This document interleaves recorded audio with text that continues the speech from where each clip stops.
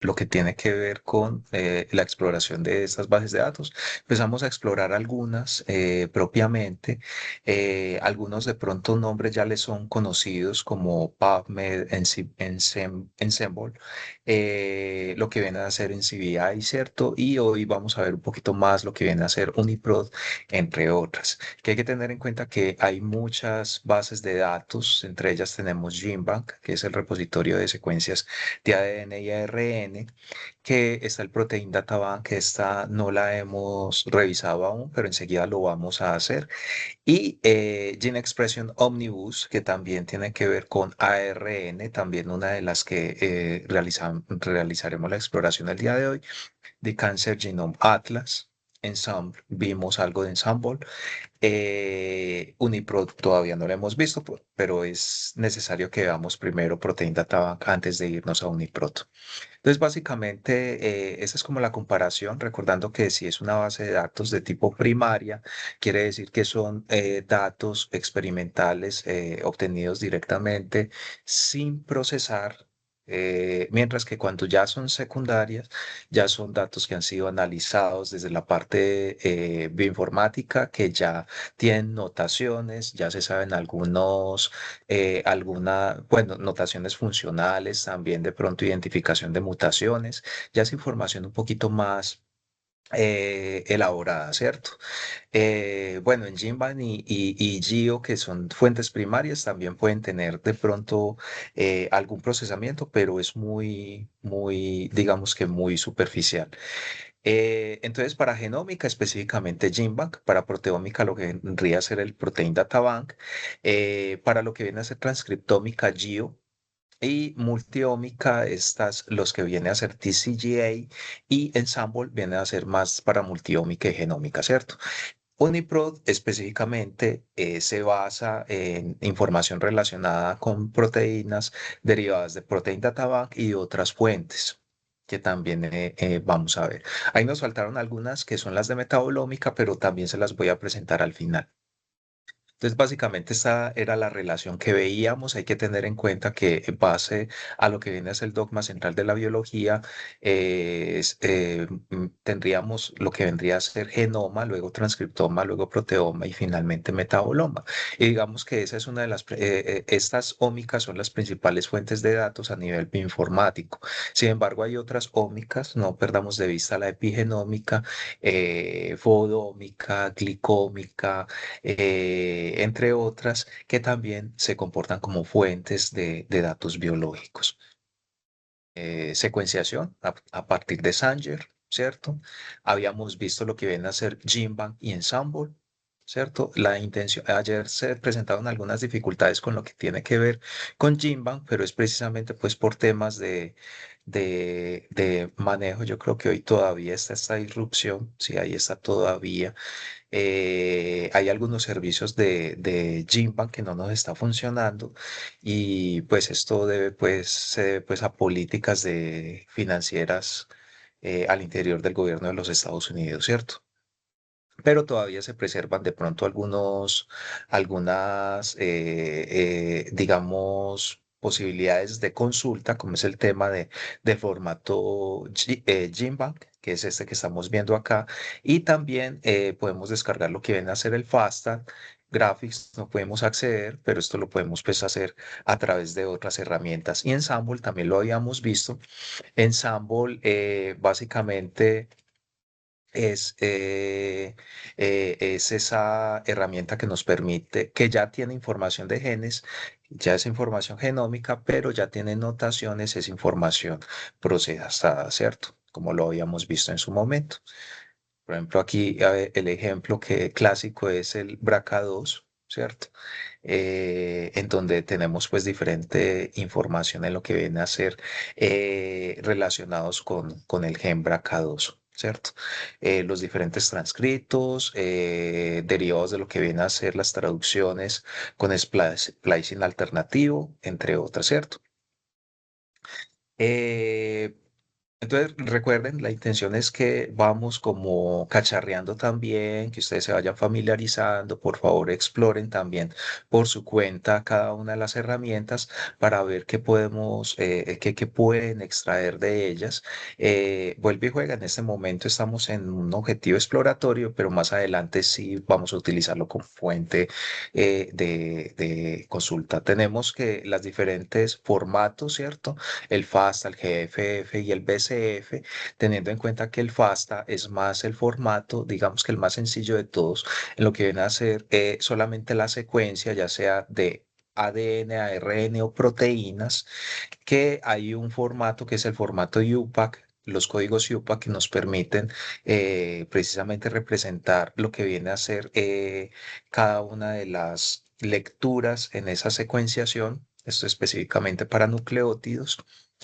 Y hay otros formatos como el FASTQ, que se utiliza también en GEO, el formato Gimban, que ya lo vimos, eh, y bueno, algunos otros formatos con los que nos podemos topar, como el PhD1, que viene a ser los datos de secuenciación con contenido de calidad, ¿cierto?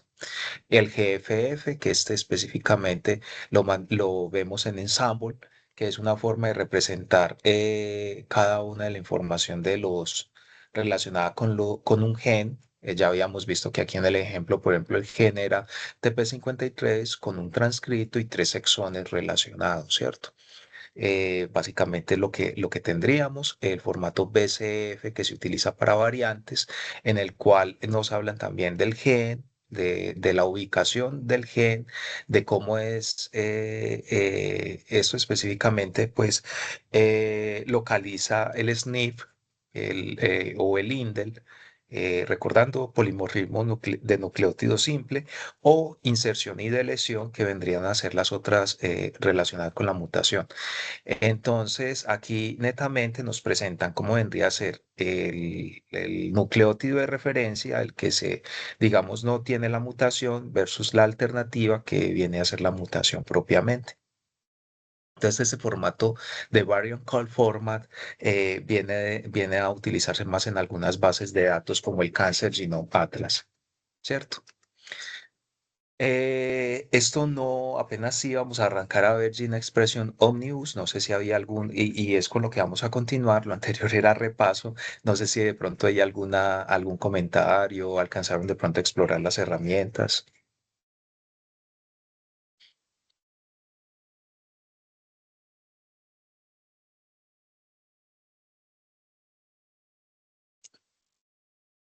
Bueno, hay algo y es que todavía la clase de ayer no se ha publicado.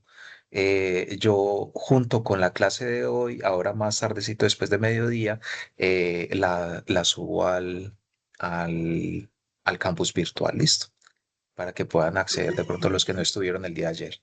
Mayra, ¿ibas a comentar algo? Bueno, pues no puedo estar, pero pues, bueno, pues, Listo, listo, no, pues ya no había hay. trabajado es con Gitana.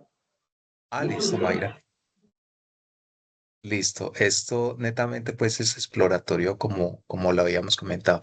Y digamos que estos cursos iniciales, al igual que la intención es que sean de fundamentación, también son nivelatorios, ¿cierto? Entonces, la intención es que todos de una u otra manera empiecen como a hablar el mismo lenguaje, ¿cierto? Entonces, eh, listo, perfecto. Muchachos, con Gina Expression Omnibus, entonces, básicamente es el repositorio que utilizamos para datos funcionales que tienen que ver con transcriptómica. De hecho, se deriva como GIO y de donde podemos obtener de pronto esta información transcriptómica. Básicamente de dos metodologías que vienen a ser RNA-seq y microarreglos, ¿cierto? Y la intención es que obtenemos allá información cuantitativa de cómo es la expresión de genes. En el caso de los microarreglos, esto pues obviamente es una plaquita que se manda a fabricar o se compra hecha dependiendo de lo que estemos buscando, digamos que se diseña para diferentes enfermedades y vamos a tener en el fondo un ARN complementario, una sonda complementaria, un ADN complementario que está pues fijo en el fondo del microarreglo. Al momento de nosotros realizar la extracción del transcriptoma, aquellos transcritos que se estén expresando, ¿cierto? Aquellos ARN mensajeros se van a ir a pegar en, con pues, con la sonda que tenemos en el fondo, ¿cierto? Y digamos que se logra una hibridización. Usualmente estas sondas tienen una etiqueta fluorescente que va a florecer usualmente rojo o verde. O incluso cuando hay fluorescencia mixta, a veces nos puede dar un color intermedio, ¿cierto? Entonces, dependiendo de la intensidad de la expresión, vamos a tener la intensidad de la fluorescencia también. Y esto nos permite para identificar cómo se están expresando diferentes genes en diferentes muestras. Esto nos puede, evidentemente, servir para lo que viene a ser estimar cómo se está expresando genes u oncogenes relacionados con cáncer, por ejemplo, o en alguna patología en específico va a haber una expresión diferente a la normal, ¿cierto? Entonces, a la final lo que tenemos con el microarreglo es que vamos a tener una matriz de expresión donde vamos a encontrar lo que vienen a ser genes y muestras. A esto hay que someterlo, dependiendo, pues, porque hay diferentes niveles de expresión, a un proceso que se llama normalización. Ahí hay diferentes formas de hacer la normalización. También podemos obtener metadatos experimentales, que eso es más relacionado con la información derivada de la muestra. Y los formatos usualmente de estas matrices de expresión son formatos separados por tabulación. Ahora vemos una demostración. Gio incluye una herramienta que viene a ser el SRA2, que podemos verla ahorita en funcionamiento. Y vamos a tener la otra tecnología que viene a ser secuenciación de ARN. En este caso también hacemos lo que viene a ser extracción del transcriptoma, extracción del ARN, y lo que se hace específicamente es eh, eh, hacer todo el proceso a través de una plataforma que se llama Illumina, ¿cierto? Básicamente allá vendríamos a hacer lectura, pues va a haber una complementariedad también del ADN, se va a escribir una librería y vamos a tener diferentes obtención de secuenciación. Lo bueno de acá del RNA-seq es que básicamente no es dirigido, quiere decir que nos va a dar toda la información del transcriptoma, absolutamente toda, mientras que el tema de los microarreglos yo ya tengo predefinidos acá qué genes son los que quiero medir. Entonces, los que yo no haya incluido aquí al interior simplemente van a ser genes que van a quedar por fuera del análisis. Entonces, el RNA-seq tiende a ser mucho más holístico, mientras que el microarreglo tiende a ser dirigido. De hecho, esto de dirigido y no dirigido lo vamos a encontrar también en diferentes aproximaciones como proteómica y metabolómica, donde en una simplemente vamos a alguna molécula en específico en el dirigido, mientras que en el no dirigido estamos viendo todo, ¿cierto? Hasta lo que no tuvimos en cuenta. Entonces, digamos que nos permite una visión un poco mejor. Entonces, extrae el ARN. Además, también tenemos el control de calidad, que hay herramientas para que poder analizar el control de calidad y podemos hacer un alineamiento, una comparación con un genoma que nos permite identificar cuáles genes se están expresando más y por ende podemos hacer normalización y cuantificación. Estas son las matrices de expresión génica para el caso de los microarreglos. Entonces, por ejemplo, yo lo que hago es, por aparte del microarreglo, esto es más o menos como el esquema de fluorescencia que me da, y pues yo puedo tener muchos genes, dependiendo pues de la capacidad del microarreglo. Y en las columnas voy a tener las muestras que estoy procesando. Entonces, si yo tengo 10 100 muestras, evidentemente me van a quedar en la capacidad del microarreglo.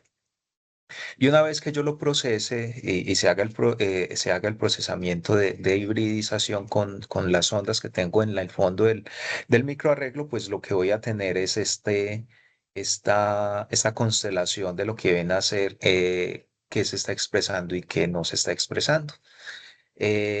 Uno entra a analizar estas matrices, por eso viene a ser muy importante los procesos de normalización para yo poder obtener información un poco más explícita de lo que viene a ser el nivel de expresión de cada uno de los genes, ¿cierto? Ahora lo vemos un poco en acción cuando estamos explorando GIO. Hay diferentes formatos que nos podemos encontrar a nivel de transcriptómica, entonces vamos a tener el formato FASTQ, por ejemplo, que básicamente es el formato que se encarga de almacenar la lectura cruda de la secuenciación y tiene información de calidad. Normalmente viene así, @sec ID, viene un salto de línea, la secuencia. eh, eh, Otro salto de línea y bueno, vienen a hacer otras que en su momento pues obviamente lo estamos observando. Esto debido a que es el producto de la secuenciación de todo el transcriptoma, son, bastante grandes estos archivos. Este es con el que el compañero en algún momento intentó hacer de pronto el análisis y que tenía pues tamaño de que sobrepasaba el gigabyte, pero precisamente porque tiene toda la información. Entonces allá vamos a tener, son 4 líneas de registro: el identificador, la secuencia, un separador y la calidad, que la calidad va en formato FRET. Recordando de pronto para los que no estuvieron de pronto ayer, el formato FRED es este, que básicamente nos dice qué probabilidad de error puede haber en la secuenciación, que si hay una probabilidad de 1 en 10, obviamente es la peor calidad, se le da un puntaje más o menos derivado dependiendo de la probabilidad. Si es un nivel de calidad entre 10 a 20, pues vamos a tener una probabilidad de error de 1 en 100, y la más recomendable viene a ser calidad a partir de 30, 1 en 1000, ¿cierto? Evidentemente, entre más alto, muchísimo mejor porque la probabilidad de error de lectura es menor. Entonces, básicamente en el formato FASTQ tenemos esa información de calidad FRET. También tenemos allá algunos formatos como el SAM y el BAM, que básicamente aquí ya son lecturas con alineación del genoma. En su momento en transcriptoma, este es uno de los procesos que es necesario realizar. Aquí básicamente tenemos identificador, la posición del alineamiento, la calidad y el propio alineamiento, ¿cierto? Entonces más o menos viene así representado.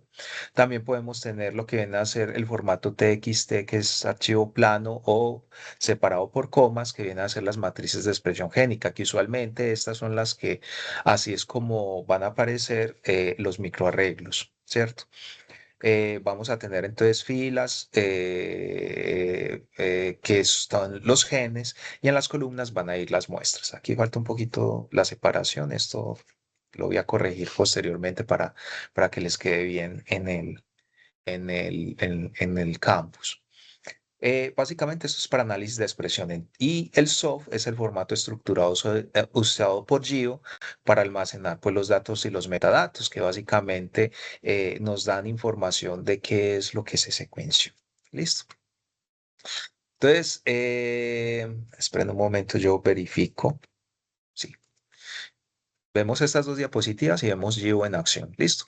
Entonces, básicamente, el tema de normalización de datos, pues nos permite corregir sesgos técnicos. Hay que tener en cuenta que todas las expresiones no están como en las mismas escalas, entonces me permite como hacer un poco más comparativos los datos de expresión, y por ende yo poder, mejor dicho, poner como hablar todos el mismo lenguaje, todos los valores, Los métodos vienen a ser este TPM y FPKM, que básicamente es pasarlo a transcritos por millón y fragmentos por kilobase de millón. También conteos por millón. Usualmente se utilizan más el TPM y el FPKM. Y los métodos, metadatos transcriptómicos ya es la información relacionada con el análisis, con la muestra, ¿cierto? Con el archivo propiamente que nos permite identificar de qué trata ese experimento y adicionalmente tiene algunas palabras clave que nos permiten encontrarlo mucho más, ¿cierto? Entonces es la información relacionada. En Gene Expression Omnibus, más o menos para los metadatos, se utilizan estos prefijos, podríamos decirlo, estas abreviaturas, lo que viene a ser GPL, que nos va a hablar de la plataforma que se utilizó. Aquí lo tenemos, por ejemplo, plataforma la utilizaron DNBSEC G400, a veces nos va a aparecer Illumina, hay diferentes elementos que pueden aparecer. GSM nos va a hablar ya de la muestra, son las muestras individuales en las que se realizó. Por ejemplo, aquí tenemos un ejemplo de lo que viene a ser un experimento en células HCT116. Allá fue que se le hizo transcriptoma, entonces esto es derivado propiamente de un experimento in vitro. Y GSE viene a ser el estudio, ¿cierto? Básicamente aquí lo tenemos. Entonces en Gio se le da un identificador al estudio cuando se va a hacer la publicación. Aquí también tenemos el código del estudio. Usualmente en el estudio nos vamos a encontrar como un resumen de qué fue lo que se hizo. Entonces aquí, por ejemplo, básicamente se enfocó en identificar en células con proteoma alterado, ¿cierto? Cómo es el tema de la proliferación y las demandas metabólicas, ¿cierto? Estas células propiamente son HCT116, ¿cierto? Y como para hablar, digamos, un poquito más a manera global, este, digamos que es el acceso que vamos a tener al GIO. Entonces, vamos a entrar a GIO propiamente. En GIO, recuerden que también hace parte del conglomerado de NCBI. Básicamente ustedes se paran aquí en NCBI y ustedes entran a Geodatasets. Listo. Allá ya ustedes colocan las palabras clave de pronto con la que quieran buscar. En este caso yo voy a buscar cáncer colorectal y aquí ya nos da la información de algunos estudios relacionados, ¿cierto? Eh, lo que viene a ser, lo que viene a ser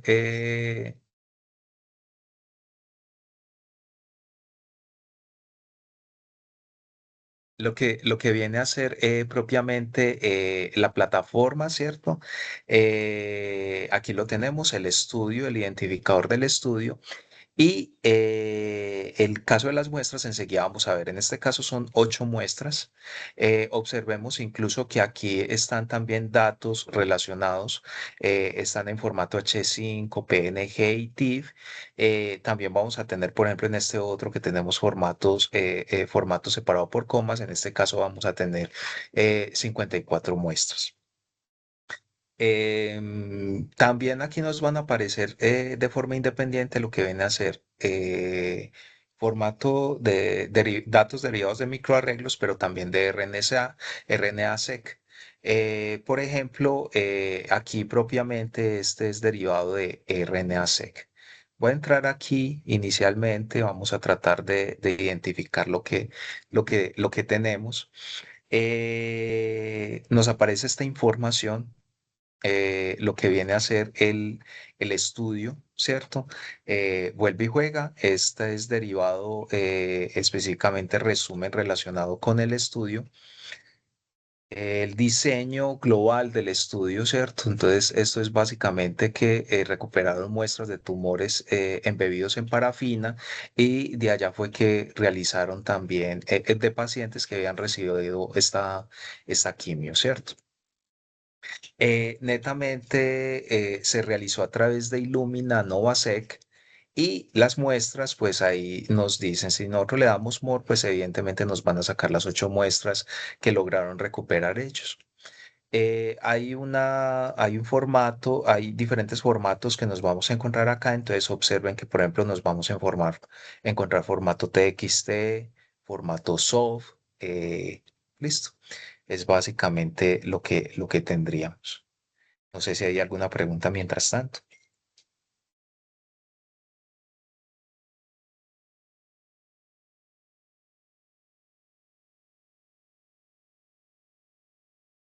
En un momento yo verifico aquí algo.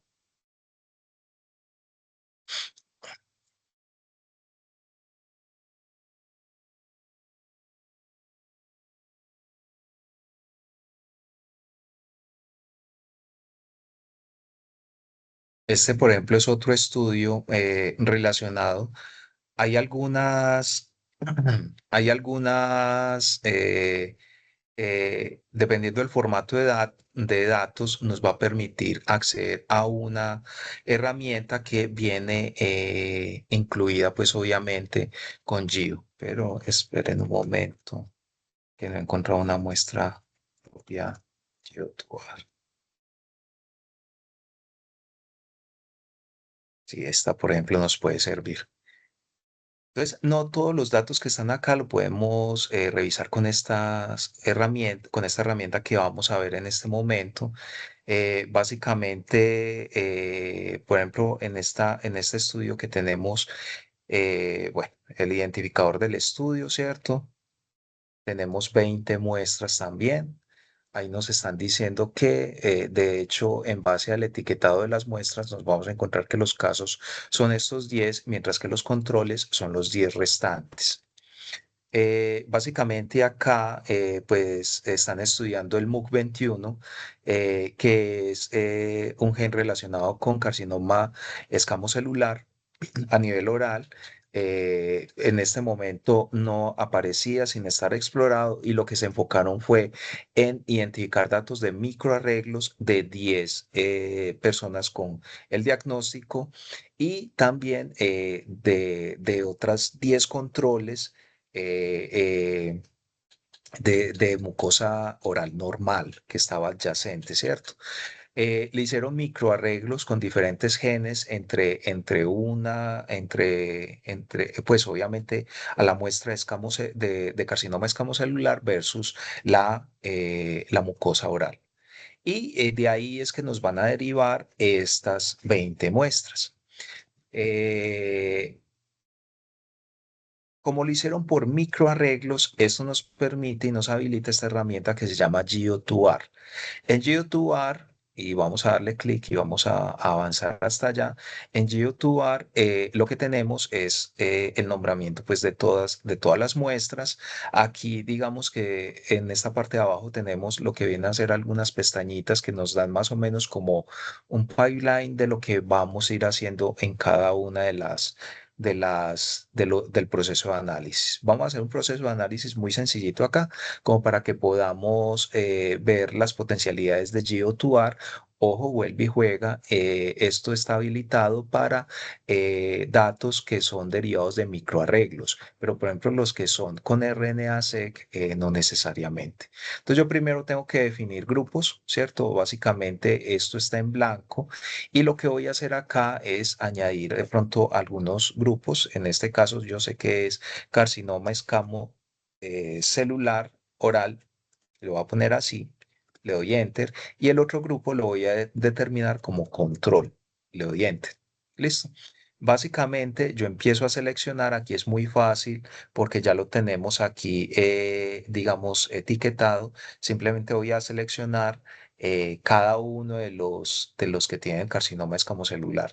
Y con Shift, ojo, aquí voy a dejar presionado Shift, me voy a ir hasta el último de carcinoma escamocelular y le doy clic y observen que me quedó todo seleccionado. A continuación le doy clic en esta opción y ya ahí me quedaron etiquetados, me quedaron dentro de este grupo estas 10 muestras. En el grupo control yo todavía no tengo nada, pero entonces en el grupo control yo voy a hacer algo similar. Doy clic, con Shift lo voy a seleccionar y ahí me quedan seleccionadas las otras y vuelvo y le doy control. Entonces observen que aquí al principio ya me quedaron seleccionados los diferentes grupos. Este etiquetado es muy importante para yo poder proceder al análisis, porque el por defecto, él sí no trae definidos los grupos. Pero lo bueno de esto es que también me da un poquito de flexibilidad en el análisis, porque yo puedo dejar algunas muestras dentro de los grupos y otras por fuera que de pronto no me interesen. O que, por ejemplo, yo los quiero dividir entre hombres y mujeres, como lo tenemos aquí en el género, ¿cierto? Eso pues nos va a servir para diferentes puntos de análisis. Luego vamos a Options. Aquí hay diferentes procesos de ajuste que se hacen a estos datos, tienen que ver con la normalización. Entonces yo puedo ajustar la significancia estadística, por ejemplo, con el valor P a través de estas pruebas como Benjamini y Hochberg, Benjamini, Jekyll o Bonferroni o Horn, ¿cierto? Estas son opciones específicamente para normalización. Vuelve y juega para yo poner los datos cuantitativos comparables entre sí, que se podría colocar una autodetección para identificar si es necesaria normalización por transformación logarítmica. Esto es básicamente sacarle el logaritmo natural a cada valor o aplicar los pesos en base a un algoritmo que se llama Lima o forzar la normalización. En este caso, yo lo voy a dejar en autodetección. La categoría pues de plataforma, de mostrar los resultados, pero este es el que me proporcione, ¿cierto? Y también las opciones para los gráficos, que en este caso pues nos van a sacar diferentes gráficos como el volcano. Viene a ser también el fold change, que viene a ser como la comparación entre los casos y los controles, cuál está más expresado, cuántas veces más está expresado en uno o en otro grupo, ¿cierto? O subexpresado. Y la significancia, ¿cierto? Que yo puedo cambiarle aquí, ponerle 0.09 si quiero ser muy estricto, pero usualmente se utiliza una significancia alrededor de 0.05. Y ya lo que yo hago acá es darle analizar. Él comienza a hacer todo el procesamiento. Se demora un tricito, no se demora mucho, pero recordando que en este momento está utilizando muchas de las capacidades. Bueno, de hecho voy a cruzar los dedos porque como hay más dificultades con los servicios de NCBI, que no se nos vaya a demorar mucho. Si se demora mucho, seguimos explorando, lo dejamos trabajando y después venimos a ver cómo fueron los resultados. Bueno, no se demoró tanto. Entonces, básicamente, ¿qué nos va a arrojar acá? En la parte de arriba tenemos gráficos. Nos va a mostrar normalización que se realizó y aquí nos van a mostrar cada uno de los transcritos que se estaban evaluando en cada una de las del microarreglo y vamos a ver, por ejemplo, en cada una de las muestras cómo está la expresión. Entonces, por ejemplo, en este transcrito que vemos que está en los casos de carcinoma escamocelular, está subexpresado, está disminuido, mientras que en los controles está más elevado, ¿cierto? Usualmente nos da aquí un puntaje de lo que viene a ser el log-fold change, que es este. Básicamente, entre más negativo o positivo esté, pues nos va a mostrar mucho más, digamos, relevante va a ser en el caso del fold change. El valor de P. Esto pues observen cómo está expresado, esto está bastante por debajo de 0.05, entonces es bastante significativo. Básicamente es lo que tendríamos. Mm, Puedo seleccionar columnas acá también, si yo quiero. Estas son las por defecto, pero por ejemplo también la cadena, estas relacionadas con anotación también nos lo pueden dar. Entonces, yo por ejemplo quiero tener, bueno, está el ID. Voy a seleccionar aquí varias. Esta es la conexión con SwissProt. Probe set, entre otras, vamos a darle set. Está el spot ID, me sale información, bueno, ahí salió, fue la información de todos. Esto aquí, Remigin. No hay información relacionada. Bueno, en este sentido específicamente estaríamos pues viendo esto. Veamos otro.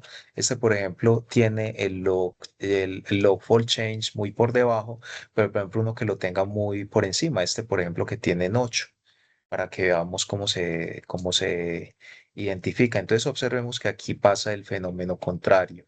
En este caso, este transcrito está mucho más expresado en lo que viene a ser el carcinoma escamocelular versus en mucosa oral no está tan expresado, ¿cierto? Es lo que tendríamos con GIO. En base a los gráficos, pues vamos a tener aquí una comparación de absolutamente todo lo que viene a ser los genes encontrados, ¿cierto? Carcinoma escamocelular versus el control. Esta es otra representación similar, cómo se ubican y se separan cada una de las muestras. Observemos que, excepto por esta, todos los de carcinoma escamocelular tienen que estar un poquito más abajo en el mapa, ¿cierto? Vamos a tener también cómo es la agrupación, ¿cierto? Entre todas. Esto viene a ser como la comparativa de los diferentes valores de datos, como la distribución. Entonces, observen que durante el proceso de normalización, pues realmente quedaron los datos muy comparables entre sí. Densidad de expresión, que esto es para identificar cómo entre los dos grupos, si son comparables las intensidades de expresión. Si esto llegara a estar desfasado, pues evidentemente tendríamos problemas para poderlos comparar. Pero en este caso, observen que tanto seco, que viene a ser carcinoma escamocelular, tiende a estar muy solapado en lo que viene a ser el control. Entonces, esta densidad de expresión es óptima para que podamos comparar los dos grupos. Estos son los valores de P ajustados por el conteo y bueno, son algunas de las que podamos, de los datos que podemos ver. Ahora, hay varios paquetes en R que se utilizan para hacer estos análisis de microarreglos. Entonces, por ejemplo, tenemos aquí, vendría a estar todo el script en R que se utilizó para precisamente nosotros llegar a estos resultados. Entonces ahí los van a encontrar. Evidentemente uno aquí está utilizando algunos paquetes como GeoQuery, Lima, que es muy utilizado para el tema del análisis de estos archivos, y UMAP, que si mal no estoy, UMAP es más para las gráficas. Listo, muchachos. Entonces, netamente esto es lo que vendría a ser lo que les aporta Geo2R como una de las herramientas de análisis. Ahora, si ustedes necesitan ir un poquito más allá de lo que les está ofreciendo Geo2R, evidentemente ya nos tocaría hacer alguna implementación en R, que usualmente es el lenguaje que se utiliza en muchos casos para hacer estos análisis, o en Python, si de pronto tienen alguna rutina en Python para poderla realizar. No sé si hay alguna pregunta de esta parte, muchachos. Profe, Sí. eso solo nos permite comparar dos grupos. Yo podría crear más grupos. Podría crear más grupos. Por ejemplo, podría crear 4 grupos diferenciados por sexo, ¿cierto?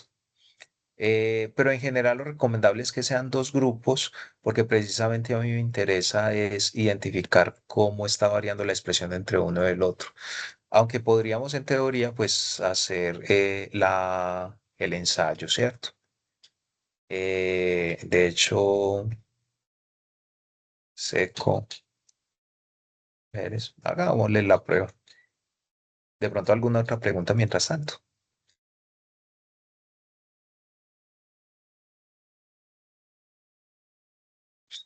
Ya vamos a ver ahí, ya definir más bien. Es que aquí es un poquito más difícil, pero ordenémoslo entre géneros. Ahí son 6 muestras. Y de estas, de mucosa oral normal, vienen a ser estas. Y los hombres, dejémosla en el resto. Ahí quedaron las demás. Vamos a ver si nos da el análisis, pero yo creo que esto implícitamente es más como para dos, pero igual, reanalicemos a ver qué nos aparece. Chicos, ¿alguna otra pregunta de pronto?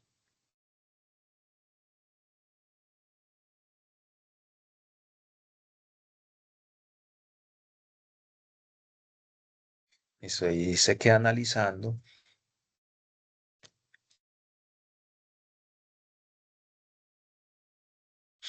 Observen, aquí ya nos reportó en todos los grupos. Entonces, ¿qué tenemos acá? Ya la división. Tanto seco en hombres como en seco mujeres, pues evidentemente están muy agrupados, ¿cierto? Y el que nos quedó por acá es uno de hombres. Observemos cómo nos dio la comparativa específicamente aquí con el Folchen. Lo que pasa es que aquí en el Folchen ya el tema del Folchen nos cambia porque ya como son cuatro grupos, pero aquí nos muestra cómo es la indicación de cada uno de estos. Entonces, nos lo permitió hacer. Listo. Eh, Ese es uno de los transcritos. Evidentemente, pues aquí los transcritos que nos están evaluando son un poco más difíciles, pues obviamente, de definir el nombre, pero yo usualmente puedo tener notaciones de los transcritos, ¿cierto? Eh, o genes propiamente. Quería como encontrar uno, pero bueno. Aquí realmente el comportamiento entre carcinoma escamocelular de hombres y mujeres versus lo normal es muy similar. Realmente parece que el sexo no involucra mucho en la expresión de esos genes. Esa es una de las conclusiones que podría llegar.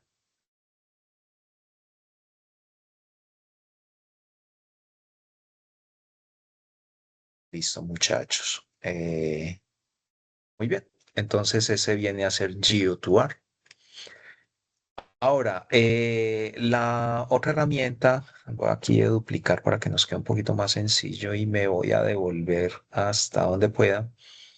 Aquí en los datasets, eh, a ver, o más bien este de RNA-seq. La otra herramienta que está acá viene a ser el SRA Run Selector, que básicamente me da información. Ah, no se encontró. Toca hacer otro. Que me permite obtener información de metadatos relacionados con el experimento, ¿cierto?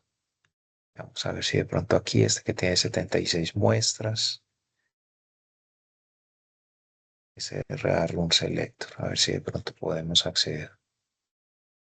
Vuelvo y juega, hay algunas cosas que no podemos acceder, pues obviamente por temas de restricción en este momento en GMAC. Entonces, esos son más información relacionada con los metadatos específicamente eso aplica más para los que están en el ensayo tipo RNA-seq. Listo. Aquí nos dicen el centro en la Universidad de Pekín. La colección de datos se perdió. Listo. ¿Cómo se están almacenando los datos? Están en FASTQ, están en run.zq, SRA, son como los formatos que tendríamos allá. Los proveedores, ¿cierto? Este es el tamaño que tendríamos de lo que viene a ser en bytes, ojo en bytes, porque también tenemos este tamaño en bases. Esto viene a ser gigabases, mientras que en bytes viene a ser los gigabytes. Entonces observen que el tamaño total es bastante grande, es de 302 gigabytes.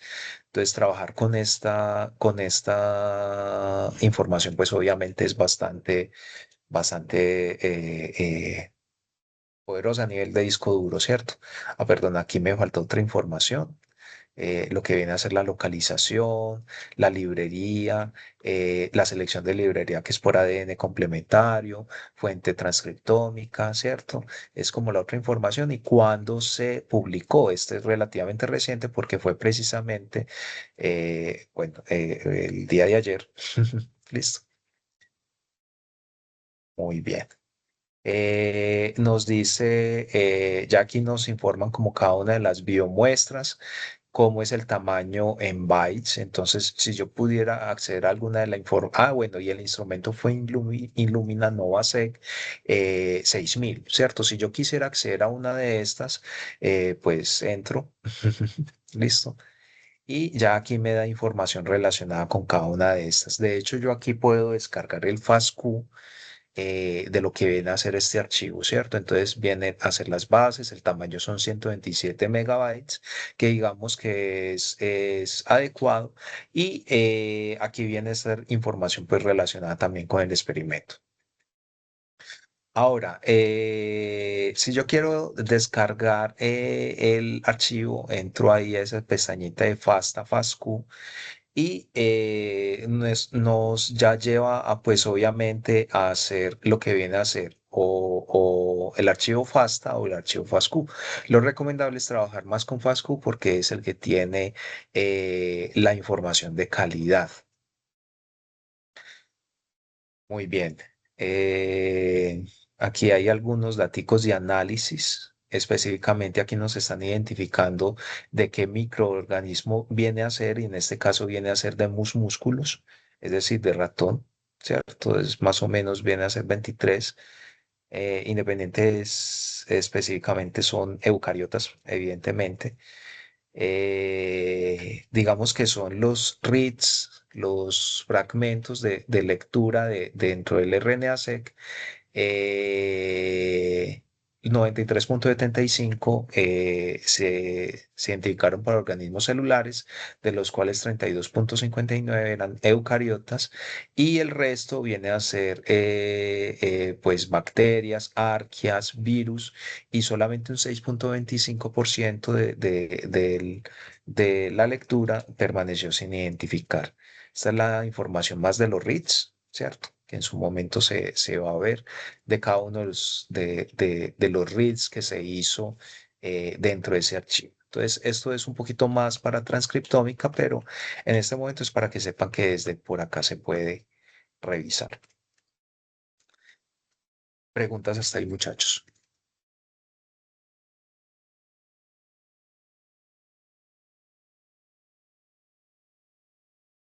Entonces, ese es el Gene Expression Omnius. Vamos a hablar un poquito entonces del Protein Data Bank y del UniProt, que básicamente hay muchas bases de datos para proteómica, pero las más conocidas vienen a ser estas. Específicamente aquí nos van a dar información a lo que vienen a ser secuencias y funciones de las proteínas, también dominios estructurales, interacciones moleculares. Digamos, la que nos va a permitir dar más información es el Protein Data Bank. Aquí vamos a encontrar estructuras tridimensionales de las biomoléculas, coordenadas atómicas y relación estructura-función. Entonces, démosle una miradita al Protein Data Bank para después ir a ver UniProt. Abrir aquí otra pestañita. Entonces, básicamente ese es el Protein Data Bank. Listo. Viendo un poquito sobre el About RSCB, vemos que es un centro de datos de los Estados Unidos para el archivado de proteínas, de banco de proteínas a nivel global, ¿cierto? Y la intención es que podamos tener información tridimensional de esas proteínas y cómo son interacciones relacionadas también. Aquí nos van a aparecer de pronto ADN, ARN, teniendo en cuenta que dependiendo de la configuración del ADN y ARN, estos también pueden adquirir conformación tridimensional, ¿cierto? Ellos se pueden plegar sobre sí mismos si, por ejemplo, es una cadena simple. Eh, Muy bien. Entonces, esto es básicamente lo que tendríamos del Protein Data Bank. Ahora, aquí pues nosotros podemos ingresar términos de búsqueda. Usualmente ellos casi siempre sacan la proteína del mes, en este caso es lenacapavir, ¿cierto? Esa es la molécula. Entremos ahí como a ver qué es el lenacapavir. Entonces, básicamente es un potente,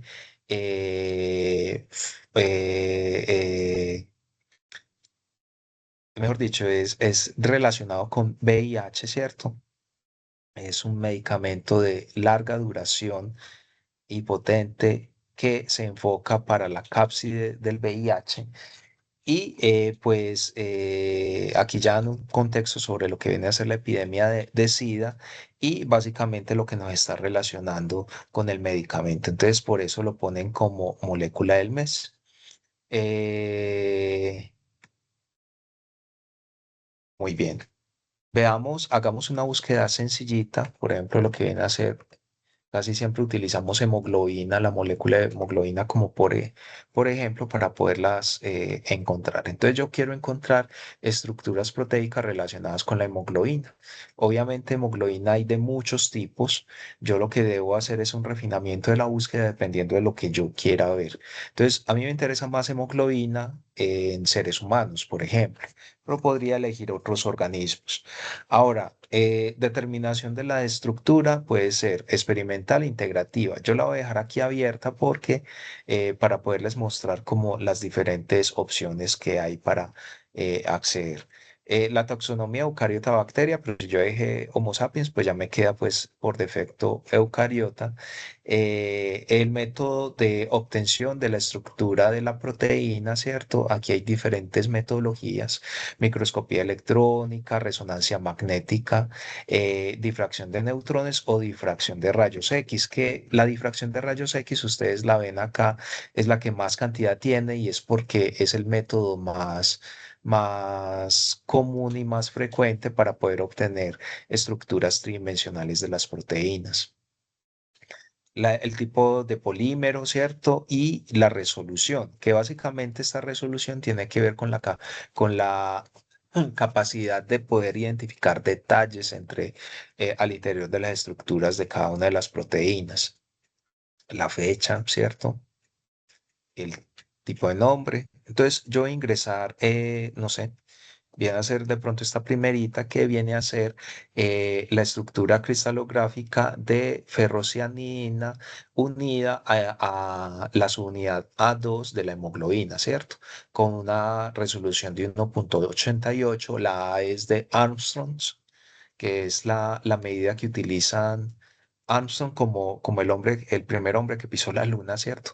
Es la unidad que utilizan para poder valorarlo. Entonces, cuando yo entro acá, bueno, y observen que dentro del Protein Data Bank también hay unos identificadores específicos para cada proteína, que son estos cuatro.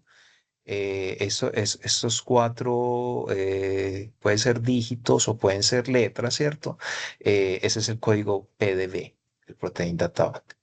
Entonces ingreso allá, lo primero que me voy a encontrar es lo que me está ofreciendo la estructura. Hay un DOI asociado a una publicación de esta estructura PDB, la clasificación, ¿cierto?, de la proteína que sirve para transporte y almacenamiento de oxígeno y el organismo es Homo sapiens. ¿Está mutada? No, no está mutada. Que digamos que es algo pues relevante. Viene a ser también datos experimentales, entonces el método es por difracción de rayos X, la resolución es 1,88 Armstrong, que nosotros podríamos decir que es una buena resolución. La intención es que entre más cerquita a cero este valor, mucha más resolución va a tener. Aquí vienen algunos parámetros que en este momento no vamos a detener a analizarlos cada uno, pero básicamente son parámetros que tienen que ver con calidad. Y aquí a la derecha también nos va a dar como una visión de lo que viene a ser la calidad de este modelo. Básicamente, al momento de yo hacer la obtención, la aplicación del método de difracción de rayos X, lo que yo estoy generando es construir un modelo computacional de la proteína, que es el que estamos viendo. Y lo que tenemos acá básicamente es la calidad de ese modelo computacional, qué tanto podemos confiar en él. Entonces, entre más cerquita en lo azulito esté, mucho mejor es la calidad. Entonces observen que aquí hay algunas cosas que están en rojo, pero las otras dos parámetros tienen que estar un poquito más allá. Literatura relacionada, aquí vienen pues varias cosas. Esto es la publicación que ellos hicieron relacionada bueno, la proteína, pues relacionada con esa proteína, bueno, el nombre de la molécula, la cadena alfa de la hemoglobina, en este caso viene a ser la 2, la longitud de la secuencia, las cadenas, el organismo, si hay mutaciones, esta no está mutada, información en UniProt, entonces ya tiene también conexión con UniProt, la secuencia de referencia, es decir, aquella secuencia que viene a ser la modelo, la que consideramos como normal después de comparar muchas secuencias, la que aparece en UniProt versus alineada con la que tenemos en este momento, ¿cierto? Esa es información relacionada más con regiones que puedan tener alguna alteración. Y si a la proteína le han identificado si interactúa con alguna molécula, esta es lo que llamamos ligandos. Esto vendría a ser la información de los ligandos. Entonces tenemos, por ejemplo, tres. Vemos que tiene un grupo hemo relacionado con la hemoglobina, ¿cierto? También un átomo o una molécula de hierro. eh, y también lo que viene a ser el ion cianidina. Listo. Entonces eso es como lo que se ha identificado con las interacciones. Esto desde la parte de dinámica y simulación a nivel computacional es bastante pues necesario entenderlo, ¿cierto? Entonces es más o menos lo que nos podemos encontrar. Cuando vamos a estructura, aquí tenemos la visión, pero en estructura vamos a tener todo el modelo tridimensional construido. Entonces yo puedo hacer el giro de esta proteína y poder identificar cómo está constituida esa cadena alfa. De hecho, los colorcitos me identifican qué subunidades tiene la proteína, ¿cierto? Muy bien, esto es hemoglobina 2, perdón. Muy bien, anotaciones que puedan estar relacionadas, ¿cierto? Entonces, dominios de anotación, aquí nos dicen qué puede hacer cada una de las porciones de esa proteína, el experimento que se realizó para poder obtener la estructura cristalográfica, la secuencia de la proteína, ahí tenemos toda la secuencia de los aminoácidos. Entonces yo me corro un poquito. Ahí vendría a estar toda la información de la secuencia de los aminoácidos y estas son las notaciones funcionales, ¿cierto? Entonces, por ejemplo, esto de atomic clashes es donde los átomos se superponen unos sobre otros, que ya son problemas, digamos, del modelo. Sitios de unión, entonces nos dicen que aquí en esta porción se va a unir a un ligando, en este caso sería la cianida, ¿cierto? Aquí en este otro sitio se va a unir también pues a la cianida. Estos son como los tres sitios. Y este otro es para los hemo, coordinación con el grupo hemo y unión de sitio hemo, que básicamente serían los que tendríamos en las posiciones de la proteína. Desórdenes, bueno, procesamiento molecular, variantes, variantes que tendríamos también para la proteína, entre otras cosas.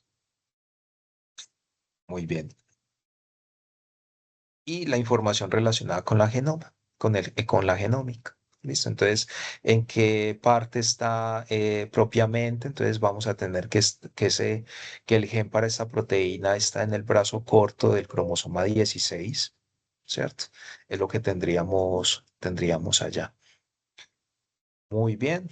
Y las versiones, sí, han habido varias versiones de la misma proteína, de esta misma estructura cristalográfica. La primera fue por allá en 2004, luego hicieron revisiones 2008, 2011 y 2023.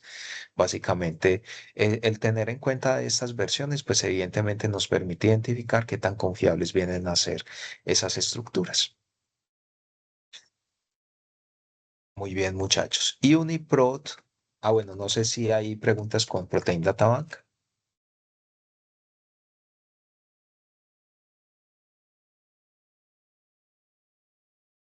Yo en el momento había trabajado con ese tipo, pero en el momento no recuerdo. Bueno, Nosotros, listo. por ejemplo, cuando necesitamos eh, una secuencia, siempre se debe descargar en formato FASTA, es que estoy un poquito confundida con esa nombre. Depende de lo que necesites, ¿cierto? Por ejemplo, si tú quieres hacer un alineamiento de secuencias, pues lo más conveniente es bajarlo en formato FASTA, ¿cierto? Pero si tú necesitas de pronto un poquito más de anotaciones o más, lo necesitas más en calidad, pues evidentemente el formato respectivo en PHD1 que es el FRED o FASQ, ¿cierto? Pero usualmente casi que para todas las actividades, casi que uno utiliza es más como con el formato FASTA, ¿cierto? De hecho, el Protein Data Bank utiliza un formato específico que es el formato PDB, que ustedes lo encuentran acá. Aquí, por ejemplo, tenemos la secuencia FASTA. Aquí me da es para descargarla esta proteína y observen que aquí aparecen las dos, cada una de las cuatro subunidades de la proteína, cadenas A y C, ¿cierto? Y cadenas, esto viene a ser delta, esta vendría a ser para las unidades alfa y las subunidades delta, ¿cierto? Entonces aquí me apareció como tal, pero yo podría también descargar lo que viene a ser el formato PDB. ¿Listo? El formato PDB es un poquito más complejo, pero ya enseguida vamos como a ver qué se compone el formato PDB. Lo podemos utilizar, por ejemplo, para algunos experimentos de simulación, porque en el formato PDB tiende a haber muchísimo más información de absolutamente cada uno de los átomos que están constituyendo este modelo computacional. Entonces, aquí viene pues evidentemente información, metadatos relacionados con la proteína, el nombre que le pusieron, esto hace parte del título también, y empiezan a hablar, bueno, se van como metadatos, se van en toda esta zona, siempre es bastante larguito, si ustedes lo alcanzan a notar. eh, Luego por aquí ya al final ya comienza a haber información relacionada con los átomos, con cada uno de los átomos que están componiendo la proteína, ¿cierto? Es lo que tendríamos allá en el formato PDB, que es bastante largo, pero a la final que en archivos, cuando vemos el tamaño del archivo, realmente no es tan pequeñito. Entonces, esto dependiendo de para qué lo vayas a utilizar, ¿cierto? Si se va a utilizar para procesos de simplemente alineamiento de secuencias para yo comparar las secuencias de las proteínas entre sí, pues me basta con el formato FASTA, pero si yo voy a hacer simulaciones a nivel computacional, sí necesito un formato un poquito más complejo como este que les acabé de mostrar, que es el PDB. Que a la final lo que hacen los sistemas computacionales es, teniendo en cuenta ese formato PDB, me van a me van a recomponer, me van a reconstruir esta estructura que estoy viendo a nivel tridimensional. Es decir, esta información que estamos viendo acá me sirven para reconstruir esto, ¿cierto? Obviamente yo tengo que utilizar un software para ello. Así que están las cuatro subunidades. Listo. Ojo, esto es netamente exploratorio, es para que ustedes lo vayan teniendo en el panorama, pero no necesariamente ustedes tienen que descargar todo esto para la actividad. De hecho, la actividad final es más el diseño de bases de datos, más cómo ustedes administrarían esta información, ¿cierto?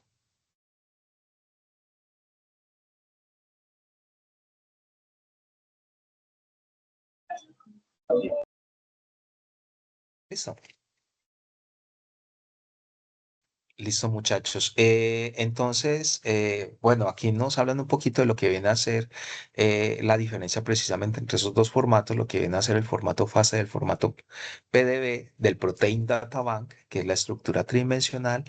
Y es que específicamente, por ejemplo, en el formato FASTA te van a informar lo que viene a ser la secuencia proteica. Mientras que en el Protein Data Bank, el PDB, nos van a hablar de la estructura tridimensional. Usualmente, como ustedes lo vieron allá, nos dan la información de absolutamente cada uno de los átomos que están componiendo la, la proteína, ¿cierto?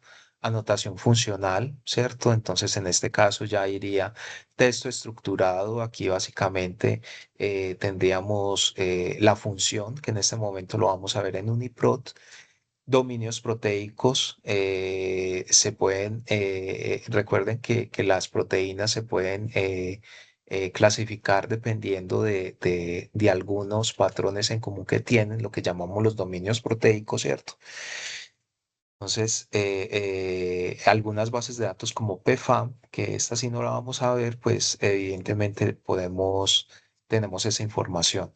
Interacciones proteína-proteína, en este caso nos sirve para crear algo que se llaman redes de grafos, y esto sí lo vemos un poquito más adelante. Tiene que ver con la base de datos string, que nos permite recuperar las interacciones que pueden haber entre proteínas y nos permiten reconstruir lo que viene a ser más el cómo son los mecanismos de señalización y vías moleculares relacionadas con la proteína que queremos estudiar. Y si hay datos de espectrometría de masas, también a veces lo podemos recuperar. Esto no lo vemos en el Protein Data Bank, sino que lo vemos en esta base de datos que es el EVI, ¿cierto? Entonces, aquí les va a quedar también la tablita como para que también vayan como revisando cada una de estas bases de datos. Aunque vuelve y juega, esto es un tema netamente exploratorio. Esto es lo que estábamos viendo allá en el Protein Data Bank. Listo, entonces básicamente es lo que estaríamos visualizando. UniProt, voy a hacer la misma búsqueda. UniProt, recuerden que hay información. Ya iba a empezar a hacer la búsqueda, pero hagamos primero la exploración de qué es lo que nos puede ofrecer UniProt. UniProt, no, la intención es darnos información integrada de una misma proteína e información unificada entre las diferentes bases de datos. Es decir, aquí ya ha habido como un rastreo de todas de cada una de las bases de datos, y obviamente aquí y nos traen información en UniProt. Entonces hay información de proteínas, pero también hay proteomas, que recuerden que proteomas viene a ser la presentación de absolutamente todas las proteínas en un escenario en específico o en un organismo. Clústeres de proteínas, es decir, agrupaciones de proteínas, digamos que para diferentes referencias, y archivos de secuenciación, el Uniparc. Datos que soporta, entonces enfermedades humanas, taxonomía, referencias cruzadas de bases de datos, palabras clave, localizaciones subcelulares, es decir, en qué parte de las células se están dando las proteínas, si es en mitocondria, si es en núcleo, si es en citoplasma, citaciones de la literatura. Entonces, digamos que aunque uno puede ir al Protein Data Bank como para buscar qué tanto, qué información te puede dar una proteína, básicamente allá tendríamos más lo que vendría a ser la configuración 3D de la proteína y alguna que otra información derivada con interacciones moleculares, pero en el UniProt encontramos muchísima más información. De hecho, nos sirve para poder reconocer un poquito más la proteína. Este es Cards, yo creo que voy a utilizar tablet. Table. Entonces, básicamente aquí vamos a tener los resultados de la búsqueda, vuelve y juega. Aquí tenemos formas de filtrarlo en humanos, en ratones, ¿cierto? Ratones de laboratorio, en peces cebra o en bovinos, ¿cierto? Es básicamente como la información que nos ponen en UniProt. Vámonos por la hemoglobina humana y nos da 231 resultados. Entonces aquí tenemos, por ejemplo, para la subunidad beta, recordando pues que la hemoglobina, dependiendo del tipo de hemoglobina, pues va a tener diferentes tipos de subunidades. Usualmente son cuatro, pero estas subunidades pueden variar entre sí en estructura. Entonces de ahí se van a derivar hemoglobina alfa, hemoglobina beta, epsilon, delta, ¿cierto? Por ejemplo, aquí tenemos la subunidad delta, la subunidad beta.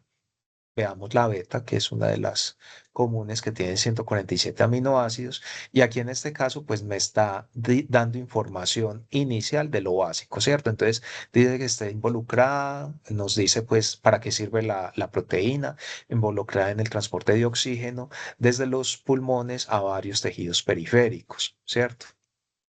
eh, Funciones relacionadas con espinorfina, ¿cierto?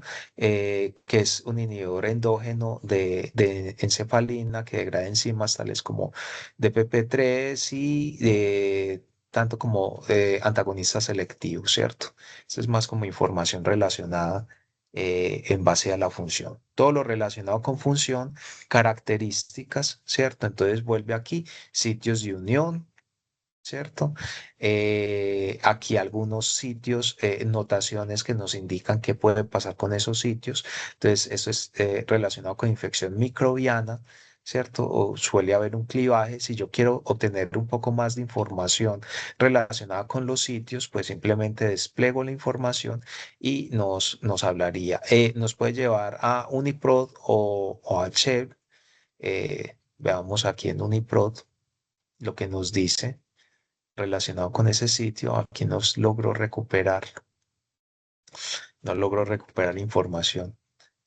Y este que es el de Levi, listo. Eso es más como el detalle de lo que estaría sucediendo acá en este sitio de la proteína, que ya tocaría pues analizarlo en su momento, pues dependiendo de la búsqueda que estemos haciendo. Aquí viene algo relacionado con ontología genética y esto es, digamos, que información más relacionada con cada una de las que se ha encontrado en red relacionada con la proteína. Entonces, por ejemplo, hay información relacionada con información molecular, unión de moléculas pequeñas, unión de iones de metálicos, otras funciones moleculares, también está relacionado con procesos del sistema inmune, procesos catabólicos, entre otros. ¿Listo? Entonces, esto es más como notación funcional. Unión del grupo hemo, unión de la hemoglobina alfa. Entonces aquí viene más eh, como esos aspectos de cada una de la porción de la proteína. eh, Keywords, ¿cierto? Entonces, ojo que aquí apenas voy en función, yo ni siquiera he pasado a nombres y taxonomía. Entonces, la información es bastante robusta en Uniprot y que digamos que nos sirve mucho para lo que viene a ser la investigación, porque prácticamente es como la enciclopedia de la proteína, ¿cierto? Uno antes de avanzar, digamos que con una investigación a nivel proteico, tiene que conocer adecuadamente su proteína y pues lo básico es venir a Uniprot y ver, digamos que todo el detalle, hace parte de esa búsqueda. Nombres y taxonomía, sí, Profe, una pregunta. sí, Como la información realmente está publicada por investigadores, sí, pues, y muchas veces pues es demasiado específico, pero también se solapa la información. sí. Entonces, en estas bases de datos, eh, si la investigación es, pues, si dos publicaciones realmente publican lo mismo o información realmente muy similar, en la base de datos igual quedan ambas publicaciones y ya, Sí, pues, el investigador selecciona cuál quiere. deberían Bajo estar cualquier criterio. sí, deberían estar las dos. De hecho, lo recomendable es que el investigador revise las dos, porque puede ser que en una haya información que en la otra no.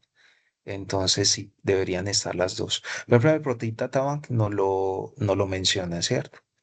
Pero no actualiza. Como que si la siguiente publicación es más reciente o algo Sí, así, descarta anteriores. sí, debería haber publicaciones actualizadas. De hecho, aquí le acabé de dar. Veamos a ver qué hay aquí. Bueno, estas son las publicaciones relacionadas, pero no me dice la fecha. Ah, no, sí, del 76, del 80. Está como todo lo relacionado. De hecho, la lista es bastante larga relacionado y apenas voy en el 80. ¿Cierto? Entonces, en teoría debería estar toda la información que hay, porque la intención es unificar esa información.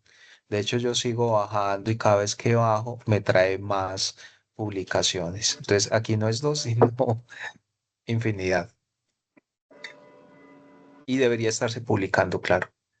Que de hecho, para poder garantizar que haya una publicación, es precisamente que hay temas de estrategias de Big Data, recordando que esa es una de las dificultades que hay a nivel de tanto boom de información, pero estrategias que Uniprod ha implementado para poder que tengamos esa información actualizada.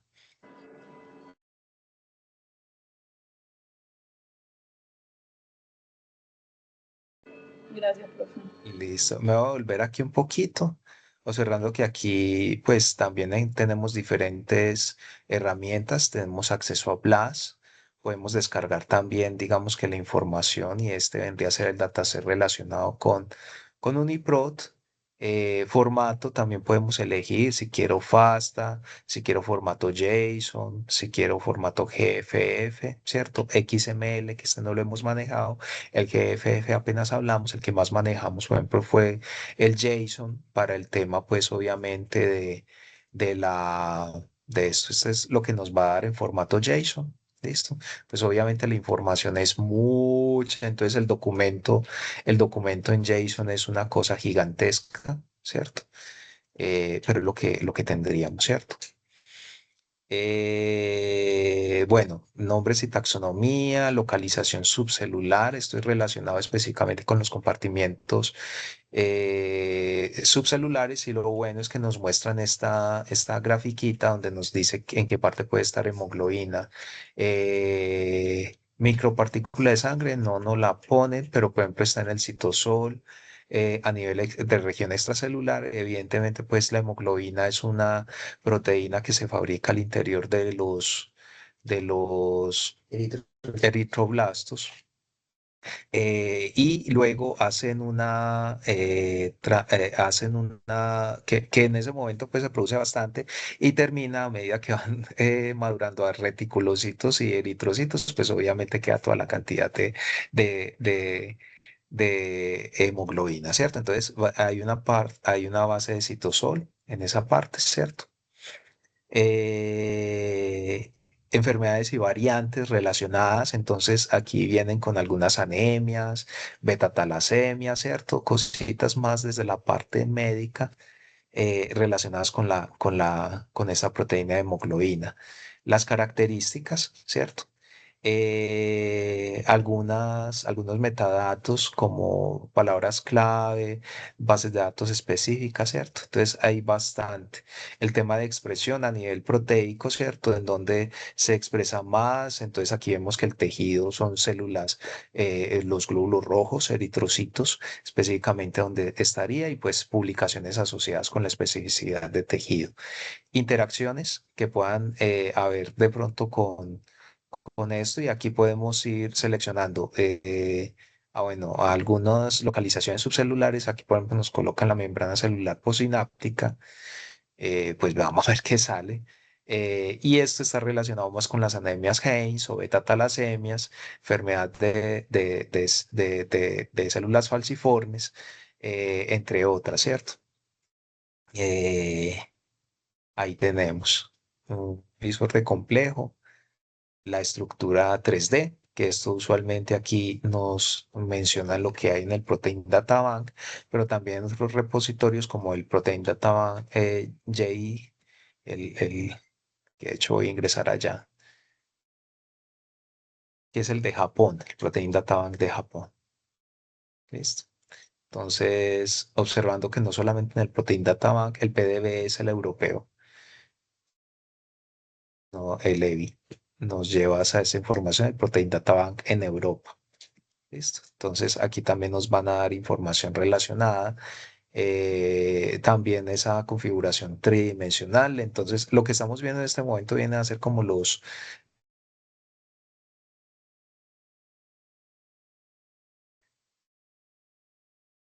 RCCB, que ya lo vieron, RCCB Protein Data Bank, que es el mismo, y PDBs Zoom. ¿Listo? La estructura, el método de obtención, cristalografía de rayos X, prácticamente es eso, cristalografía de rayos X, siempre aparece. Y los diferentes códigos. De hemoglobina hay mucha información, muchachos, porque pues obviamente es una molécula muy estudiada por las funciones que tiene. misceláneas, árbol evolutivo, entre otras cosas. Mapeos computacionales que también se han hecho, características, hay de todo para tratar de buscarle aquí, pues obviamente las aplicaciones. Longitud, diferentes organismos en los que se han expresado, ¿cierto? Entre otros. Y eso es UDIPRON, muchachos. Entonces vuelve y juega cuando ustedes, bueno, aquí vienen variantes relacionadas con la proteína, otro visor de características. Entonces, en el tema de variantes, pues nos muestra cómo en dónde podría ser, yo podría aquí dejar señalado solamente las patológicas, probablemente patológicas, eh, la de significado incierto.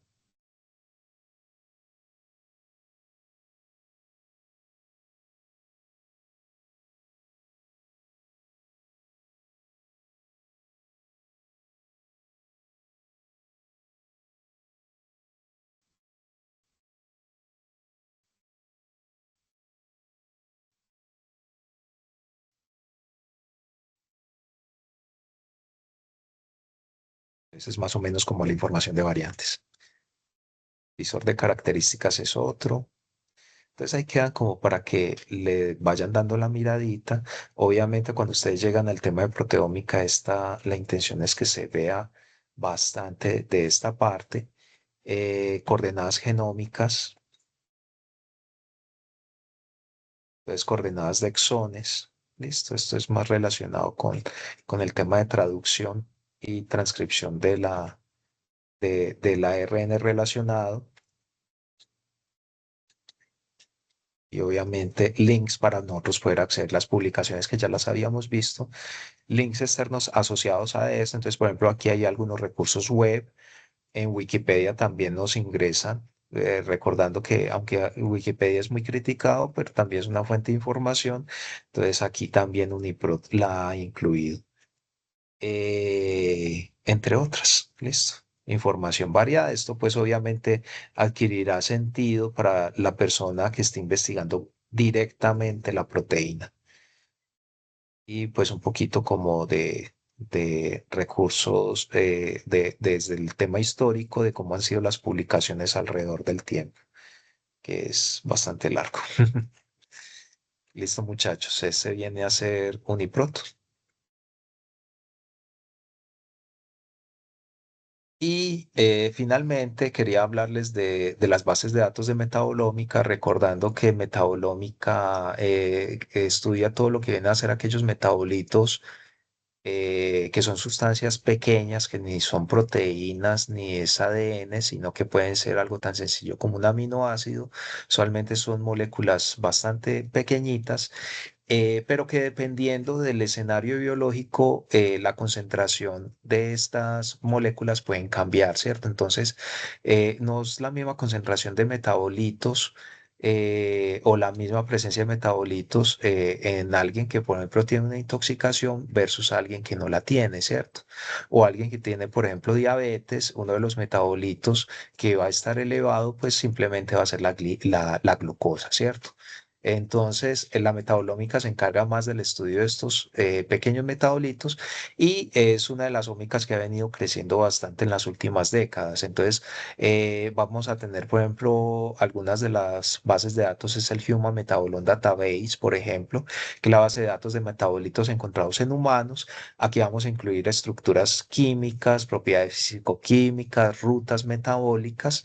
Esa es una de las bases de datos más relevantes con metabolómica, y otra más relevante también viene a ser KEGG, que esta es básicamente la enciclopedia de genes y genomas de Kioto, de Japón, en donde lo que se busca es integrar y tratar de explicar cada una de las rutas metabólicas. Entonces, por ejemplo, aquí tenemos en pantalla lo que viene a ser la ruta metabólica de la glicólisis y de la gluconeogénesis. Entonces, en que nos van a dar estos formatos que nos permiten identificar desde la parte bioquímica cómo se van integrando cada una de esas rutas, ¿cierto? La intención, pues, de que es mostrarnos un mapa del metabolismo. Básicamente eso vendría a ser. ¿En qué estructuras pueden estar los datos metabolómicos? Así como, pues, en qué forma de datos? Así como vimos el FASTQ, el FASTA, el PDB en cada una de estas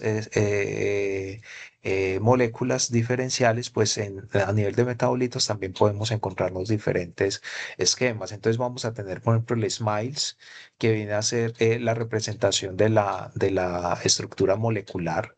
El Lynch está relacionado también.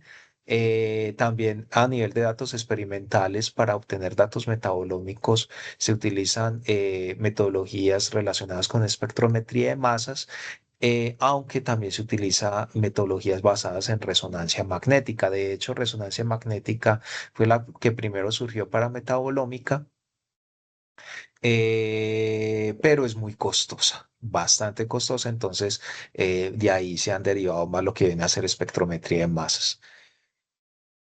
Entonces, por ejemplo, identificación de metabolitos nos las vamos a encontrar en el Human Metabolome Database, el HMDB, ¿cierto? Enseguida le damos una miradita.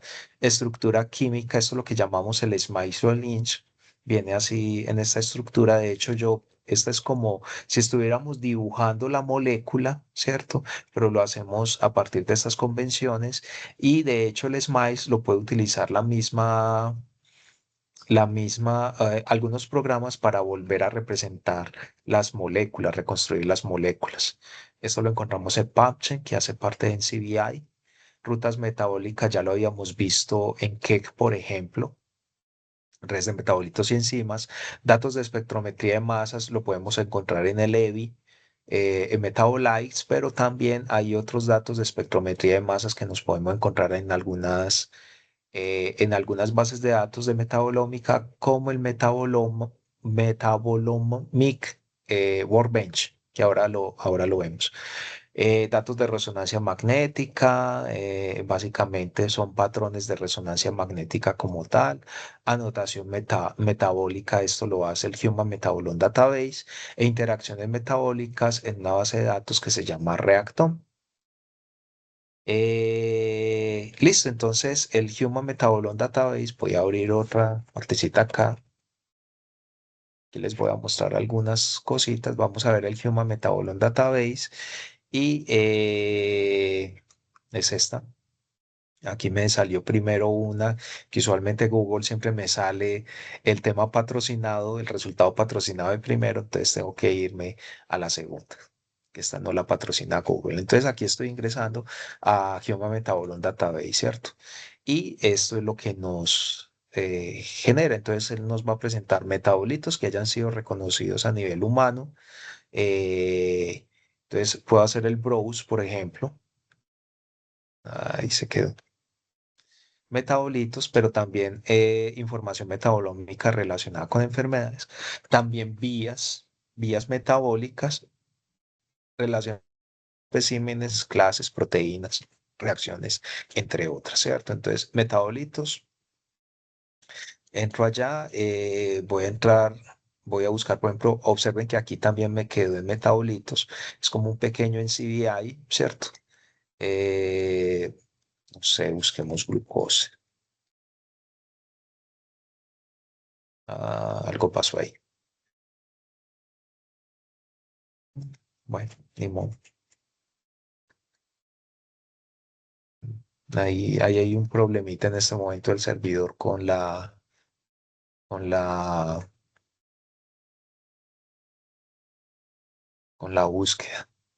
Sí, definitivamente. Usualmente en fin de semana casi siempre se dedican a hacer eh, mantenimiento. Entonces, el primer metabolito inscrito en el Human Metabolome Database es la metilhistidina, ¿cierto? Que tiene esta conformación, está en sangre, está en el líquido cefalorraquídeo también. Nos dan algo de descripción de este metabolito, y más o menos lo que viene a ser taxonomía, sustituyentes, pues información más química relacionada con el metabolito, propiedades físicas que a diferencia pues de proteínas a nivel de estas sustancias que como son pequeñas pues pueden tener un comportamiento diferente al proteico, entonces por ejemplo nos dan más información del punto de fusión que en donde se puede en qué es soluble, entonces dice que es en agua a 249 grados centígrados y tiene que estar esta concentración para solubilidad, 200 gramos por kilogramo, que esto es bastante. Diferentes predicciones, como es el espectro de masas cuando estamos viendo la metilhistidina, ¿cierto? Entonces, por ejemplo, vamos a ver el espectro y aquí me debería arrojar cómo es la información. Estos espectros yo los puedo utilizar cuando yo he utilizado espectrometría de masas, que usualmente es lo que nos da esto, para yo poder comparar el espectro que me dio en el experimento versus el que yo tengo publicado aquí en el Human Metabolome Database para tratar de identificar de qué se trata, ¿cierto? Que uno a veces simplemente la máquina le da el espectro, pero no le da el nombre, obviamente. Yo tengo que hacer esa tarea de lograr hacer la comparación. Entonces aquí lo tenemos. Básicamente es lo que tendríamos. Listo. Muy bien, eso es Human Metabolome Database y vamos a darle una miradita a Keck. Keck es bastante interesante. De hecho, ingresemos a la página base de Keck. Entonces vuelve y juega. Es la enciclopedia de Kioto de genes y genomas. Eso es lo que quiere decir que inicialmente se enfocaba en esta parte, pero poco a poco empezó a tener más preponderancia a todo lo que viene a ser las vías químicas. Entonces una vía Keck es básicamente la representación de cómo se estaría dando las diferentes vías bioquímicas en determinados escenarios, ¿cierto? O en una determinada reacción. Esto es muy importante en el momento en que yo quiero darle explicación a algunas enfermedades o también estoy buscando, por ejemplo, un medicamento que me sirva para X o Y cosa. Si yo identifico, por ejemplo, una proteína que pueda ser importante intervenir para tratar una enfermedad, pues yo primero tengo que saber que esa proteína, cómo está ubicada, cómo participa en una vía, ¿cierto? Entonces, para eso viene a ser esto. Entonces, aquí las vías que son metabólicas, procesamiento de información genética, procesamiento de información ambiental, entre otros procesos celulares. Entonces, específicamente, información metabólica, vamos a ver algunas vías que hay allá, vamos a ver qué me lista. Y digamos que esto viene a ser todo el mapa del metabolismo según Keck, ¿cierto? Según Keck, esta es la mirada global. De hecho, se demoró mucho en cargar porque realmente es bastante grande. Entonces, es la integración de absolutamente todo lo que hay en la base de datos, todas las vías. Entonces, yo simplemente quiero irme a una parte, por ejemplo, la de la glicólisis, que es la que me aparece de primeras. Y la de la glicólisis ya me la muestra separadita, ¿cierto? Entonces, esa tiene esta forma de mostrarme. Usualmente me muestra el metabolito y luego me muestra como cada una de las proteínas que interactúan ahí. Entonces, aquí, por ejemplo, el metabolito, perdón, el primer metabolito que hay se llama, que lo pone así, como compuesto alfa de glucosa, ¿cierto? Y cuando yo ingreso a esta zona, me muestra en cuadrito, ya me muestra la proteína que actúa ahí, que esta proteína tiene actividad enzimática, la llaman la fosfosa, la glucosa 6-fosfato transferasa. 6-fosfotransferasa. Listo, o o de glucosa 6-fosfato transferasa, ¿cierto? Básicamente no, me muestra la reacción en la que participa esa enzima, ¿cierto? Entonces me toma la glucosa 6-fosfato, ¿cierto? Y me la pasa, pues obviamente, la glucosa, perdón, a glucosa 6-fosfato. Ahí la tenemos parte del proceso de la glicólisis. ¿Qué vamos a tener acá? Entonces ya vamos a tener como proceso, como producto la glucosa 6-fosfato, ¿cierto? Posteriormente sigue otra proteína que está en cuadrito, y aquí va a entrar la glucosa 6-fosfato, isomerasa, creo que es lo que dice, glucosa 6-fosfato deshidrogenasa, démosla así, y nos va a cambiar a la glucosa 6-fosfato a fructosa 6-fosfato, haciendo parte pues de ese proceso de la glicólisis. Y así sucesivamente me va mostrando cada una de las vías. ¿Qué desventaja tiene esto?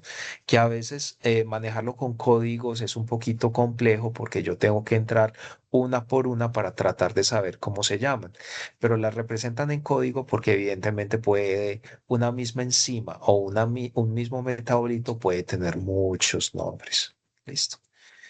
Entonces, básicamente eso es lo que viene a ser Keck. Y evidentemente, pues yo ya después de de identificar todas estas fuentes de información que vuelve y juega, ayer y hoy era más netamente exploratorio, el viernes después de Semana Santa vamos a ver de pronto algunas herramientas que nos permite hacer más esta integración multiómica, cómo tratar de integrar todas estas bases de datos que están dispersas por todos lados, ¿cierto? Qué herramientas pueden haber para hacer esta integración. Y vamos a ver también un poquito el tema de APIs, de aplicaciones que nos permiten integrar más consultas en código, que les va a ser muy útil cuando ustedes estén ya viendo la parte de Python. Entonces, integración multiómica, genómica, transcriptómica, proteómica, metabolómica, básicamente como cada una de los formatos y de estructuras que hay. No sé si hay alguna pregunta, muchachos.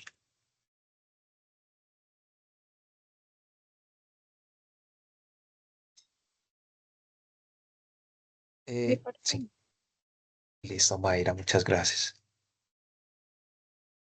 Yo sé que ayer y hoy de pronto fue un poquito saturado lo que vimos, vuelve y juega, es más desde el punto de vista exploratorio y que conocieran un poquito más esas bases de datos que nos permiten acceder a la información de origen biológico.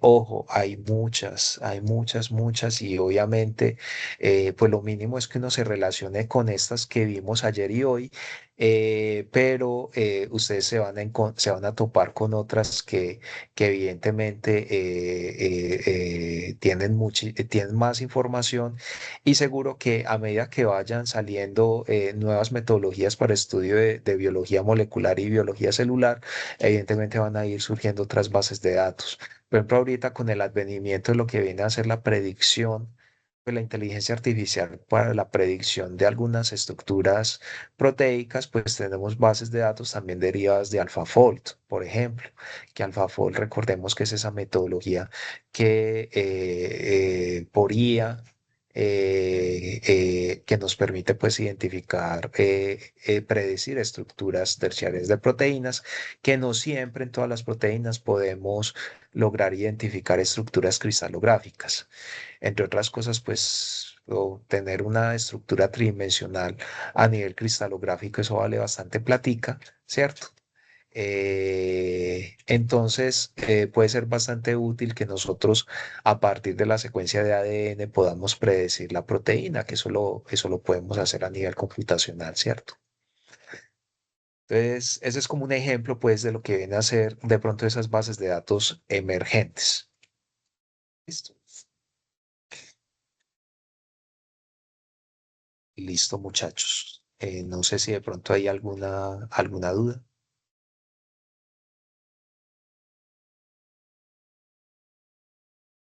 No, profe.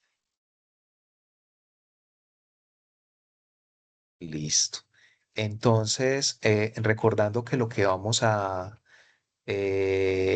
váyanle trabajando pues obviamente a la actividad final, vuelve y juega. Para la actividad final, ustedes tienen casi que lo básico para poder trabajarle. Eh, Está todo lo relacionado con lo que es bases de datos relacionales y bases de datos no relacionales. Esos sí lo pueden ir planteando desde una vez. De pronto yo vuelvo y lo explico acá de pronto para los que no estuvieron el día de ayer, que aquí ya habíamos visto todo lo que viene a ser que ya está publicado prácticamente todo el formato todo el contenido del curso, ¿cierto? Entonces, en la actividad final, recuerden que la intención es que ustedes diseñen e implementen y justifiquen un sistema de almacenamiento para bases de datos de origen biológico.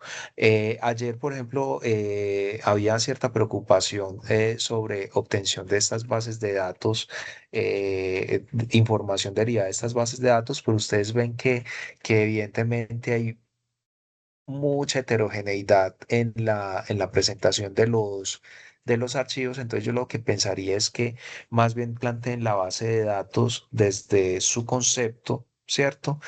Así como lo han hecho con la actividad uno, con la actividad 2 y con la actividad 3. Y ya la dejan lista como para que si uno tiene datos relacionados, por ejemplo, de secuencias y todo, uno la puede ingresar pues en la base de datos, recordando que es definir el problema y la arquitectura, diseño del modelo relacional en el caso de la porción, bueno, debe incluir descripción del problema bioinformático, tipo de datos estructurados y semiestructurados masivos y justificación del uso. La intención es que ustedes apliquen tanto un método relacional como el no relacional, ¿cierto? Y ejemplo, ¿cuáles tipos de datos irían en el relacional y cuáles irían en el no relacional? Debe incluir, pues, evidentemente para la parte relacional, el diagrama entidad-relación y cómo ha sido ese proceso de normalización, que fue lo que hicieron en la primera actividad. Y debe incluir también la implementación de algunas consultas en SQL, que esta parte ya ustedes la han trabajado. Por ejemplo, un ejemplo es identificar genes sobreexpresados en una enfermedad, entonces la base de datos estaría relacionada con esos genes y esa enfermedad. U otro ejemplo, encontrar proteínas comunes entre muestras, que por ejemplo yo estoy simplemente, mi problema fue crear una base de datos para identificación de diferentes proteínas que se pueden aislar en lo que viene a ser muestras de sangre, muestras de orina y todo eso. Entonces, todo depende del problema, ¿cierto? Diseño e implementación, ya aquí viene la parte no relacional, también cómo sería la aplicación del documento JSON, un ejemplito de operaciones CRUD relacionadas. Hacer indexación de esa parte de bases de datos. Entonces, si ustedes lo ven, prácticamente es como dos bases de datos, una relacional y otra no relacional. ¿Cómo la podríamos integrar a bases de datos biológicos? Entonces, eso es simplemente simulaciones que ustedes hagan de cómo podrían ingresar datos obteniendo información del GenBank, del UniProt, del Protein Data Bank. Listo. ¿Cuál sería la estructura? Si quieren que vaya incluido ahí el formato FASTA o las secuencias, esto ya queda a libertad de ustedes. O sea, aquí lo importante es que ustedes den cuenta de que entendieron los conceptos de bases de datos relacionales y no relacionales y ya después pues que lo integren. Escalabilidad y Big Data, esto ya lo vemos la semana después de Semana Santa, que vamos a hablar un poquito de Hadoop y Spark. ¿Listo? Entonces, esta parte todavía no se preocupen, pero yo pensaría que ya pueden trabajar incluso hasta el punto 6 en este caso. Y recuerden que la presentación final es aquí el informe técnico, código organizado. Ya les había comentario como un anexo al final del informe técnico. Si quieren, pueden también incluir el diseño de la base de datos, puede ser en MySQL o en LibreOffice. O en Postgres si alcanzaron de pronto también a cacharrearle. Y también el archivito en Mongo, pues la base de datos en Mongo para la no relacional. Listo. Entonces es básicamente como eso. Y hay algunas opcionales como si, bueno, APIs la vemos la semana después de Semana Santa, si son capaces de conectar pues SQL más MongoDB y visualización de los datos que ustedes están incluyendo en la base de datos. Por ejemplo, con LibreOffice ustedes tienen algunas opciones de realizar visualización de datos. En Mongo ustedes también tienen incluida una herramienta para visualización de datos en redes y gráficos, de hecho. Entonces, si ustedes hacen como un ejemplito con eso, pues eso da punticos adicionales.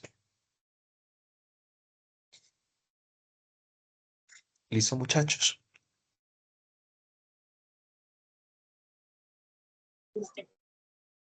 Listo. Listo, perfecto. Eso ha sido entonces por el día de hoy. Pues obviamente deseándoles que aprovechen mucho estos días de Semana Santa, tanto para descansar y para hacer como un par en el camino y para desatrasar algunas cositas, ¿cierto? Listo, muchachos. Entonces